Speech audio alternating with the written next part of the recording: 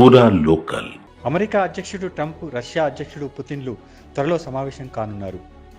వీరిద్దరి భేటీకి సంబంధించి ఒక ప్రకటన విడుదలైంది. వీరిద్దరూ ఈ నెల 15న అలాస్కాలో సమావేశం కానున్నారు.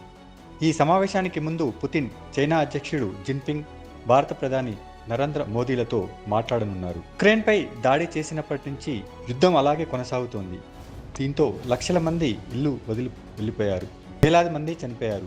ఈ యుద్ధం ఆపడానికి ఇప్పటి వరకు 3 సార్లు చర్చలు జరిగినప్పటికీ ఫలితం లేకుండా పోయింది. ఇప్పుడు ట్రంప్ పుతిన్తో మాట్లాడి ఈ సమస్యకు ఒక ముగింపు తెచ్చే ప్రయత్నం చేస్తారని భావిస్తున్నారు. రష్యా, ఉక్రెయిన్ మధ్య భూభాగాలను మర్చుకోవడం ద్వారా ఈ యుద్ధాన్ని ఆపొచ్చన్నది ట్రంప్ ఆలోచన. 2 దేశాలు కొంత భూమిని ఒకరికొకరు ఇచ్చిపుచ్చుకుంటే శాంతి సాధ్యమవుతుందని ట్రంప్ భావిస్తున్నారు. ఈ భేటీలో ఏదో ఒక పరిష్కారం లభిస్తుందన్న ఆశాభావం వ్యక్తమవుతోంది.